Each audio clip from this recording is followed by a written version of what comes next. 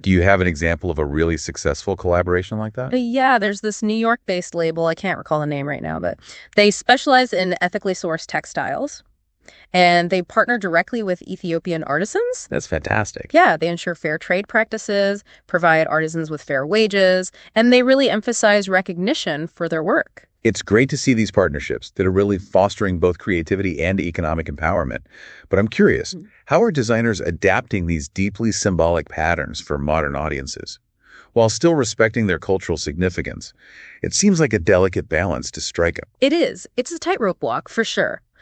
Designers are navigating this by blending those traditional Tibeb motifs with contemporary silhouettes, fabrics, and tailoring. Yeah, because you don't want to just like slap a pattern on something and call it a day. No, It exactly. has to feel authentic and well integrated. Right. So, for example, an Ethiopian designer showcasing a collection at Paris Fashion Week, they might juxtapose those vibrant Tibeb patterns with minimalist silhouettes. So it's like a dialogue between the past and the present. Yes, exactly. That's really cool. Yeah. I've also heard of designers incorporating Tibeb into bridal wear, which I think is such a beautiful way to personalize and add that cultural significance to such a special occasion. It is, and it speaks to the growing desire among consumers for clothing that tells a story, connects them to their heritage, or simply resonates with their values. And Tibeb, with its rich history and visual storytelling, fits that desire perfectly. Oh, yeah, definitely. It's like wearing a piece of art, a piece of history, and a statement all rolled into one. But this global integration surely isn't without its hurdles.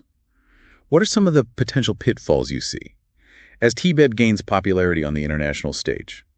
Well, one of the most significant challenges is ensuring that the benefits of Tibeb's popularity actually reach the communities who have been the custodians of this tradition for centuries. That makes sense. Yeah, we need to guard against exploitation, Sure. and ensure that Ethiopian artisans are treated fairly, compensated adequately, and recognized for their invaluable contributions. Yeah, this aspect of cultural preservation is something I'm really grappling with. Can you shed some light on how that's being addressed? Well, one of the ways is through the growing emphasis on ethical fashion.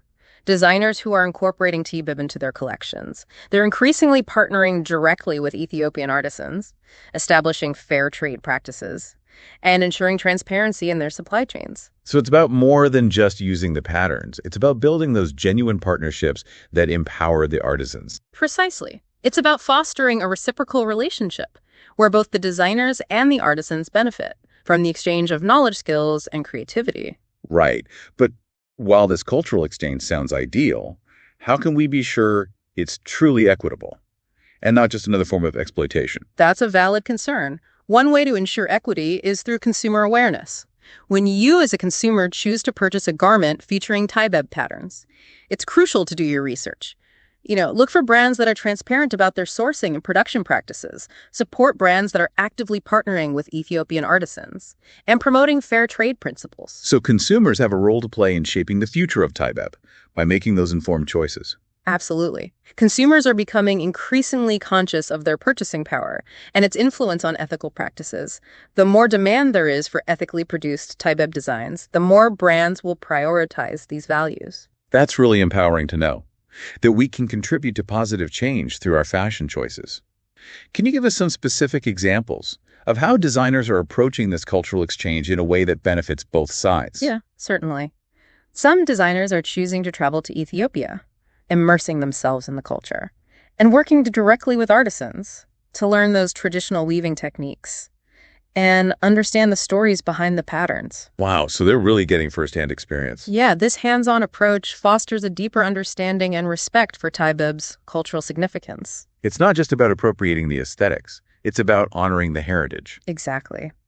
Another approach is to establish cooperatives or workshops in Ethiopia, providing artisans with stable employment, fair wages, and opportunities for skill development. And keeping those economic benefits within Ethiopia. Precisely. These are such encouraging examples. It's inspiring to see how designers are using their platforms to promote ethical practices and cultural exchange. And this is just the beginning.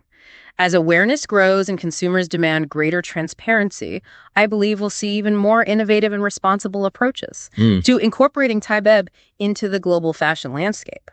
We've been talking about Tibeb and its journey from traditional Ethiopian ceremonies to international runways. It's inspiring to see this cultural heritage gain global recognition. But it also raises some important questions about the future of Tibeb.